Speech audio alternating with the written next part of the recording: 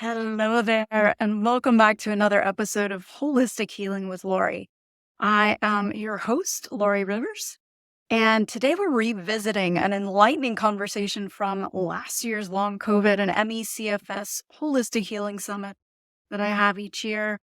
And this guest is Sally Norton. She is a renowned nutritionist and the author of the book Toxic Superfoods, which is really fascinating.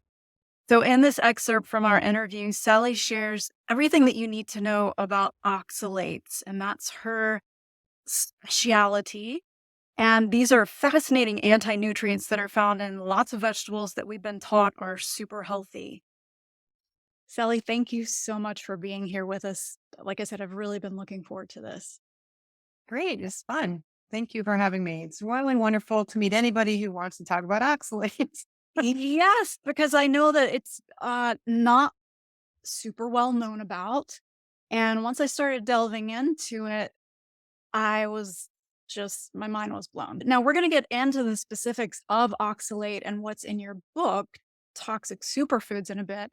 But I always like to start with you telling us about your own story. So, how and why did you become interested in nutrition and then specifically in oxalate?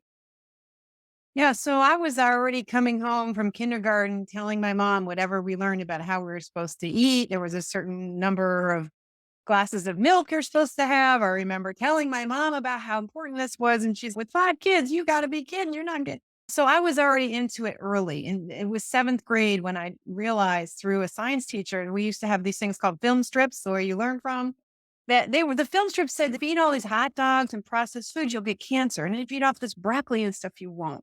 And I thought, wow, cool. If what to do, you can avoid cancer, heart disease, and just have a happy, productive life. That sounds good. That sounds like something I'd like to help others have. So I decided to be a health promotion person already in seventh grade without having that terminology. But I think my interest in health and nutrition probably stems from the fact that I love food. I was a non-picky eater. I love my vegetables. I love my colors. I love my whatever. It's food. I'll eat it.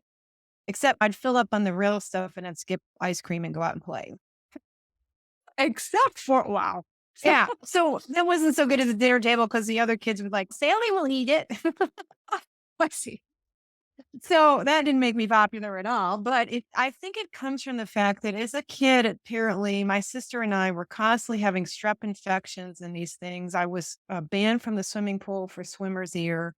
They were giving me this liquid penicillin, which is the most nasty, vile tasting stuff. And by the time I was 5, they took the tonsils out. So between all the eardrops and being banned from the pool and the penicillin, like I was really interested in not being sick. I learned early that your health matters a lot. And you all the fun in life will evaporate if you're sick. And that should be obvious, but apparently it's not. But it was to me. So I've been interested in nutrition, health promotion, and prevention of illness and protecting children and all these things and protecting the elderly, allowing them to age well, successfully, be active, independent, live in their homes, not be locked away. And I knew nothing about the oxalates despite my degree in nutrition. By 10th grade, I knew I wanted to go to Cornell because it was a very good, probably one of the best nutrition schools in reputation anyway on the East Coast and in my home state where I could get a deal for tuition. Nice. Yeah. Yeah, so that was okay. But I was having problems in college again. Health problems were interfering with my college experience. I was having foot problems. I needed a parking pass because I could no longer walk to class. And I ended up dropping out for foot surgery for 4 years. I didn't recover well from the foot surgery. So I'm back. I'm still on painkillers, still needing a parking pass and still needing to swim. I developed a swimming habit to try to help my feet. And my feet were really, I eventually got them better enough that I didn't need orthotics anymore and painkillers, but I never really had great feet until just about the time I turned 50, which was 5 months after I got on a low oxalate diet in a good, serious way. Now my feet are better. And before that, I was disabled at, I don't know, 46 or something. I had to leave my career doing grant writing and public health. And have a hysterectomy, and I didn't recover well from that. And it turned out I had a sleep disorder where my brain was waking up 29 times an hour. And I thought I had SIBO, and that was that intoxication, causing the brain toxicity that was causing the sleep problem. So I was trying to address the SIBO and sleep problems so I could have a life again. I could not exercise. I could barely read the mail, let alone work. And when I went on the low oxide diet for my arthritis, which was getting terrible again, I had terrible arthritis in my 20s. I had chronic fatigue basically since I was a teenager. I had been dragging my butt through life for my whole life. And when I went on this low oxalate diet for my arthritis, I resented having to do it because I have this sleep problem I'm trying to fix. And I don't need more problems to deal with. And it fixed the sleep problem. And it fixed this and that. And then suddenly I'm wearing heels at a wedding for 7 hours. I'm like, who is this person? Wow. And it's wow, it could I was like, just the circuits were gone. I like blowing out in my head. Yeah. And I was like, wow, if I couldn't figure this out with an Ivy League degree in nutrition, a public health career, I worked in integrative medicine, I worked with all the holistic healing principles as educating conventional people about these technologies.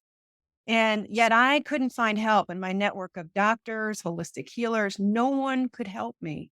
And here I am sitting with this public health degree and nutrition degree, surrounded by resources for healthcare of all stripes, and no one could help me. And I was like, how is anyone who's getting themselves in trouble with chard, spinach, almonds, sweet potatoes, peanuts, chocolate, pomegranate, how are they going to figure out that's the thing that's messing up XYZ? Yeah. So I was like, wow, I've got to do a little outreach and learn about more of this and see who it affects. There's got to be someone else out there like me. I was like, oh, I don't want to leave a sister or brother out there in my condition of spending Yeah. my adulthood struggling with fatigue and pain and back problems and foot problems and disabilities that were mysterious. How defective could a person be born anyway? How bad could it? It turned out the whole time it was my healthy, officially approved diet. Yeah. Yeah. Okay. Oh, so many things happening in my head right now. Let's go first of all to the basics. What are oxalates? We keep talking about them. What the heck are they? Yeah, so we use the term oxalates plural because oxalic acid, which is the parent compound, can have many forms and it chelates metals and becomes salts and crystals. And so oxalates, there's a salt crystalline form of oxalic acid that binds with calcium, magnesium, iron, copper, you name it. It can bind with toxic metals.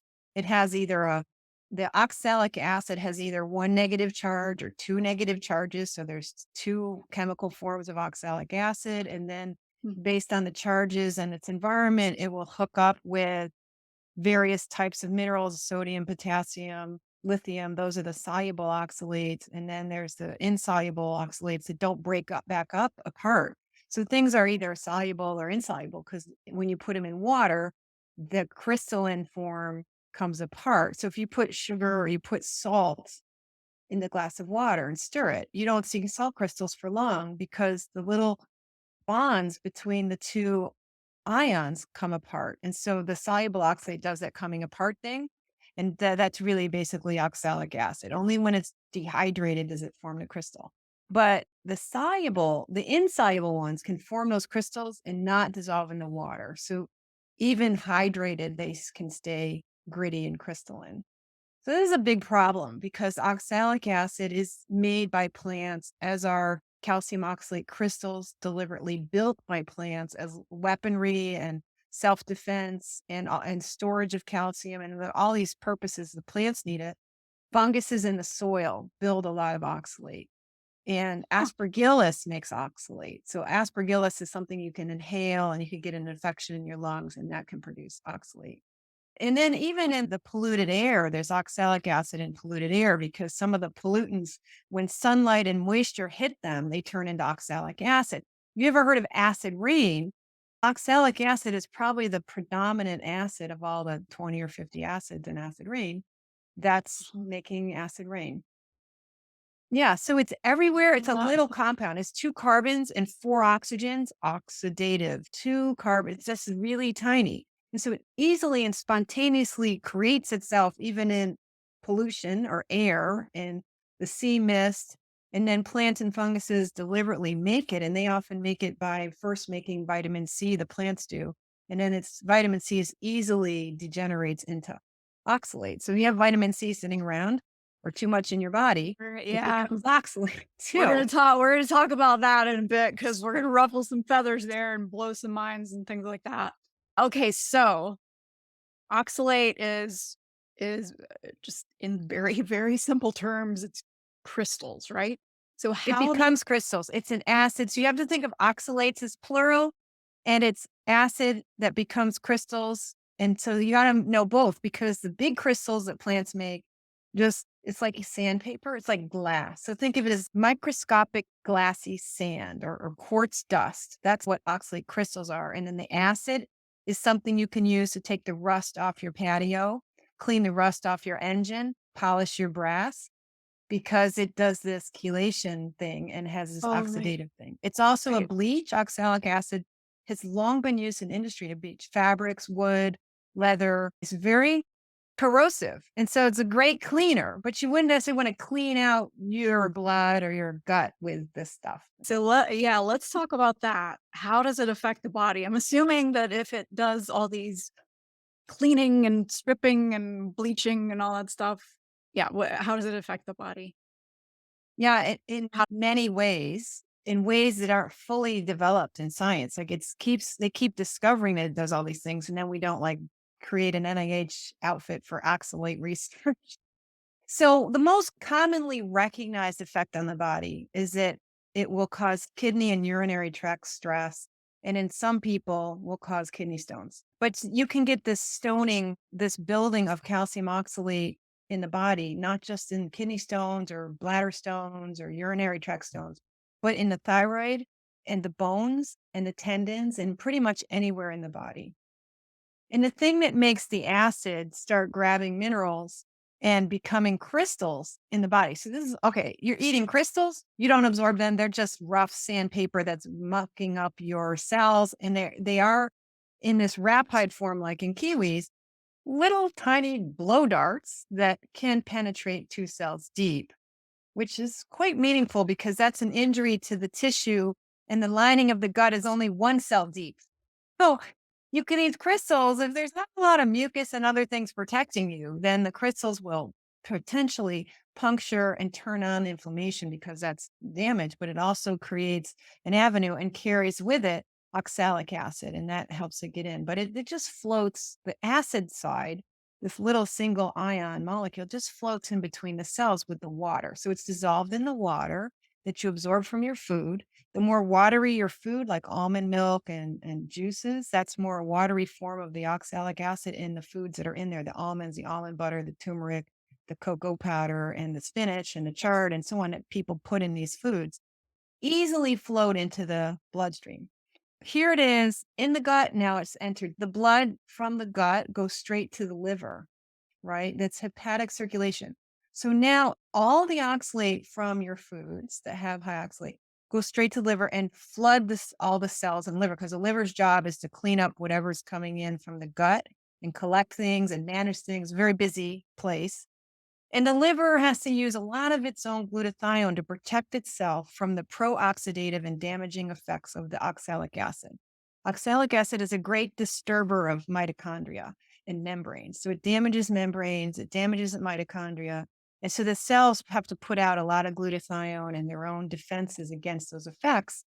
So you could potentially be draining your liver of its detox potential just by asking it to deal with the spinach smoothie every day and almond butter and peanut butter and french fries and chocolate. Yeah. The things we turn to for help, even turmeric is high in oxalate Yeah. and pomegranate and kiwi and blackberries, and then there's the non-gluten grains too, like buckwheat, quinoa, teff, and then there's the arrowroot and tapioca. These are pretty high in oxalate and bran. So if you're into whole wheat or whole bran or rice bran, or if you buy a protein powder with bran in it, there's oxalate there. So you could potentially be unintentionally eating a fairly poisonous substance in too great a quantity, more than your body really is equipped for, and start stressing your liver. But then that blood that's now got that active oxalic acid, that engine cleaning substance, goes straight from the liver, passes through the vein that brings it up to the heart. And then the heart chamber pumps that same blood to the lungs. And that same oxalate loaded blood comes back to the other side of the heart. And then the heart helps to circulate the blood throughout the body. And eventually the kidneys pick it up and take it out of the blood. The kidneys get rid of it as fast as they can. They're bailing hard, hard, hard, trying hard. And the rest of the body, whoa, we can't have all this oxalate here. And the rest of the body's helping bail it out of the blood. And here's the thing, when oxalic acid encounters an area where a cell is infected, inflamed, damaged, dying, so it's old, there's these little bits of materials from cells as they're dying. And those help cause this, what we call precipitation of the crystals. So where you have dead and dying, injured, inflamed, infected tissue, that's where the oxalate crystals start attaching to bits of materials and form these stones and crystals in our body. Goodness. Okay, so symptoms. I'm gonna say a little. You told us about your story, and with oxalate and some of the symptoms that you had. Once I became aware of oxalate, I realized that I was having some symptoms specifically from oxalate. I've never had joint pain before in my life. And what I started noticing was that because I knew that I should not be eating chocolate for some reason because I could tell that it was not doing great things to me. But after I ate chocolate for the next couple of days, my joints would hurt and my lungs would have issues. And again, this became worse after developing long COVID. And right. And I'm sure various other things. But another thing that I started to notice was that I would develop itchy bumps on my arms and legs. And usually I don't scratch them, but for some reason I scratched one day and a crystal came out of it. And now that I know about oxalates and I've heard about other people having that happen, my eyes would get really itchy, just all sorts of things. And that's even just aside from all of the chronic fatigue stuff and other things. So, what are some of the other ways that oxalate shows up symptom wise? Right. And you're describing a situation where you can see a connection while you're eating it. And usually, if you can see the connection reacting to these foods, that's a bad sign. That's a sign. Yes.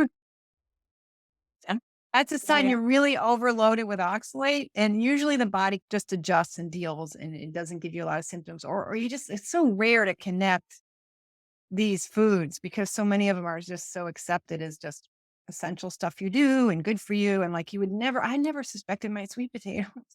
Right. I was eating them every day. So that's very telling if you see a response to the food directly like that, that your system is heavily overloaded with oxalate. And if you've been going on and off high oxalate foods and happen for a while to be eating more of the animal foods that don't have oxalate, or the cabbage family that doesn't have oxalate, or the cucurbit family, which is your cucumbers and squashes and pickles and stuff like that, they don't have a lot of oxalate. So if you accidentally go in and out of a high oxalate diet, it only takes 3 to 5 days for the body on a no low oxalate diet, where you're eating those foods that are low, to start wanting to clean out your thyroid gland and your Right. bones and your tendons. So that can increase the amount of oxalate in your bloodstream, and then add chocolate to that situation where the body is releasing oxalate from the thyroid gland, let's say in the shoulder or something, or your skin. Now you're adding more oxalate to a situation where you've actually raised your oxalate level in your blood and urine because the body's trying to get rid of it. Because while we're eating it every day, the body is in this protection mode, this sort of, oh, I got to hold on to this. I got to get this out of the way. I got to get this out of the blood. The kidneys can't handle it right now. I got to hold on to it. And of course, that's a perpetuating cycle because it's causing tissue damage, and a tissue damage causes accumulation. So the more oxalate in the bloodstream, the more tissue damage and the more accumulation can occur in various tissues, including degeneration of capillary beds and serious damage to vision and the senses and your bones and bone marrow. It can get over years, it can become quite serious. But really, all it looks like is dementia, arthritis, bad bones, osteopenia, osteoporosis, all the things we think of as aging. This is what oxalate's doing. So a lot of what we accept as natural aging, I'm convinced after years of reading the literature, is really because modern diets are so high in peanut butter, whole wheat bread, potatoes, and potato chips. And now we're throwing more spinach, more rhubarb, more of these like superfoods at it, which are truly toxic. And yet we have this lore that plants are not toxic, they're benign, they're so good for you. There's never too much of them. There is too much of them, especially these plants that happen to be high in oxalate. Now, plants have other toxins too. Just because it has no oxalate doesn't mean it's a non-toxic food. There's thousands of chemicals. So fluorophane aren't really all that good for us either. And saponins and these other compounds, phytates, lectins. But the one that's so commonly overeaten, so commonly ignored, and so profoundly affecting our cells and body functions is really the oxalic acid. That brings us to the end of this episode of Holistic Healing with Lori. I want to say a huge thank you to Sally Norton for all of her invaluable insights on oxalates. And really, it's conversations like these that help us to make informed choices about our health. If you found this episode enlightening and you want to watch the full interview, head over to longcovidsummit.com or mecfssummit.com. It's both the same site. Also, make sure to subscribe and to share with a friend.